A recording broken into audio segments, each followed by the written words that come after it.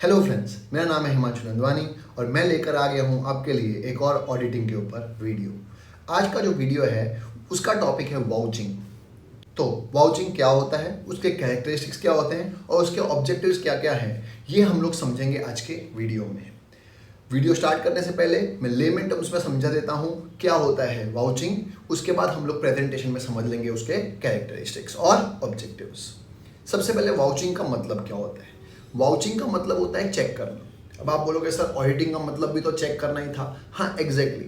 Vouching का मतलब होता है एंट्रीज को चेक करना जो बुक्स ऑफ अकाउंट्स में है। किसकी मदद से? डॉक्यूमेंट्री एविडेंस की मदद से। कहने का मतलब वाउचर्स बनते हैं कंपनियों में। क्या बनता है? वाउचर्स बनते हैं। जैसे फॉर एग्जाम्पल मैं अगर कंपनी में जॉब कर रहा हूँ और कंपनी ने मुझे अपने काम से किसी और सिटी में भेजा, एक दिन के लिए किसी और सिटी में भेजा और मैंने पब्लिक ट्रांसपोर्टेशन का यूज़ किया। तो पब्लिक ट्रांसपोर्टेशन का यूज़ किया तो मैं पूरा दिन का जो खर्चा होगा वो मैं कंपनी को बताऊंगा कि मैंने आपका कंपनी के काम से मैं बाहर गया था और ये खर्चा हुआ है।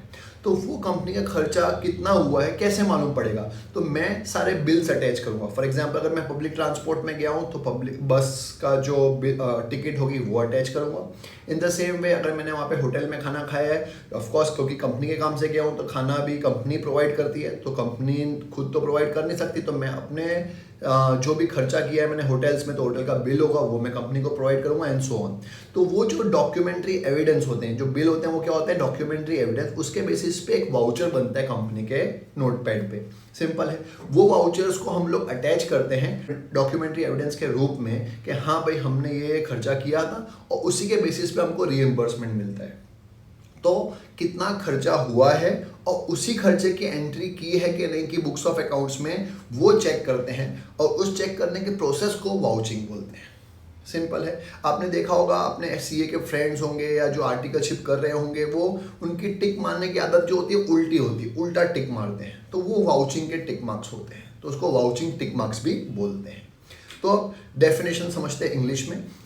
डेफिनेशन किसने दी है? ऑफ कोर्स कौन देता है? Spicer and Pegler. तो according to Spicer and Pegler ने बोला पहले वाउचर की डेफिनेशन लिखने की और उसी के प्रोसेस को, वो वाउचर को चेक करने को प्रोसेस को हम लोग वाउचिंग बोलेंगे। तो डेफिनेशन क्या है? According to Spicer and Pegler, vouchers are the documentary evidence supporting the authenticity of the transactions. The process of checking these vouchers with the help of various auditing techniques is called vouching. तो definition क्या हो गई? पहले voucher की definition लिखो। Vouchers are the documentary evidence supporting the authenticity of the transaction and the process of checking these vouchers with the help of various auditing technique is called vouching. अब हम लोग ये चीज को हम लोग प्रेजेंटेशन के फॉर्म में पढ़ लेते हैं कि क्या होता है वाउचिंग, क्या होती है उसकी कैरेक्टरिस्टिक्स और ऑब्जेक्टिव्स, और उसके बाद वीडियो खत्म करते हैं। ये देखिए, आपको दिख रहा होगा वाउचिंग की डेफिनेशन, पर मैंने आपको बताया वाउचिंग की डेफिनेशन के लिए पहले हम लोग वाउचर्स की डेफिनेशन समझेंगे। तो सबसे पहले वाउचर की डेफिनेशन दी है स्पाइसर एंड पेगलर ने। तो vouchers are the documentary evidence supporting the authenticity of transaction. पहले वाउचर की डेफिनेशन लिख दी। अब जो प्रोसेस होता है जिसमें हम लोग ये वाउचर्स को चेक करते हैं उसको वाउचिंग बोलते हैं। तो वो लिखा है the process of checking these vouchers with the help of various auditing technique is called vouching. सबसे पहले वाउचर की डेफिनेशन लिखी, वाउचर्स क्या होता है और वो वाउचर्स को चेक करने के प्रोसेस को क्या बोलते हैं हम लोग? वाउचिंग। ईजी। अब बात करते हैं कैरेक्टरिस्टिक्स ऑफ वाउचिंग की। अब वाउचिंग मतलब मैंने आपको बताया था कि हम लोग डॉक्यूमेंट्री एविडेंस की मदद से बुक्स में एंट्रीज चेक करते हैं। तो वो लिखा है examination of entries in books of accounts with documentary evidences.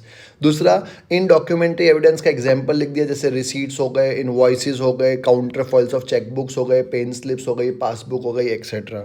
तीसरा, ये जो डॉक्यूमेंट्री एविडेंस होते हैं वो सपोर्ट करते हैं और सब्सटेंशिएट करते हैं ट्रांजैक्शन को, मतलब ट्रांजैक्शन को सपोर्ट करते हैं और सब्सटेंशिएट मतलब एक सब्सटेंस प्रोवाइड करते हैं।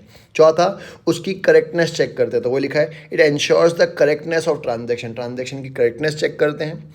और इसलिए हम लोग बोलते हैं जो वाउचिंग है वो बहुत ही इंपॉर्टेंट एस्पेक्ट है ऑडिटिंग का। ऑडिटिंग का सबसे इंपॉर्टेंट एस्पेक्ट क्या होता है? वाउचिंग, क्योंकि काम शुरू ही ऑडिटिंग का जो होता है वो वाउचिंग से शुरू होता है, इसलिए उसको प्रिलिमिनरी वर्क भी बोलते हैं। सिंपल है, क्योंकि ऑडिटर का काम शुरू ही किससे होता है? वाउचिंग से होता है। सिंपल।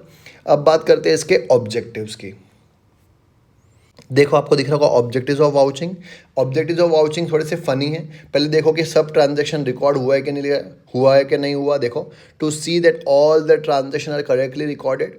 और थर्ड पॉइंट देखोगे तो आपको दिखेगा टू ascertain that no transactions left out of being recorded। मतलब कितना फनी है कि देखो कि सब ट्रांजेक्शन रिकॉर्ड हुए हैं और बाद में देखो कोई रह तो नहीं गया। मतलब एक ही बात को मैंने दो ढंग से लिखा है कि पहले बोलते हैं कि सब ट्रांजेक्शन रिकॉर्ड हुए हैं वो चेक करो, फिर चेक करो कि कोई ट्रांजेक्शन रह तो नहीं गया।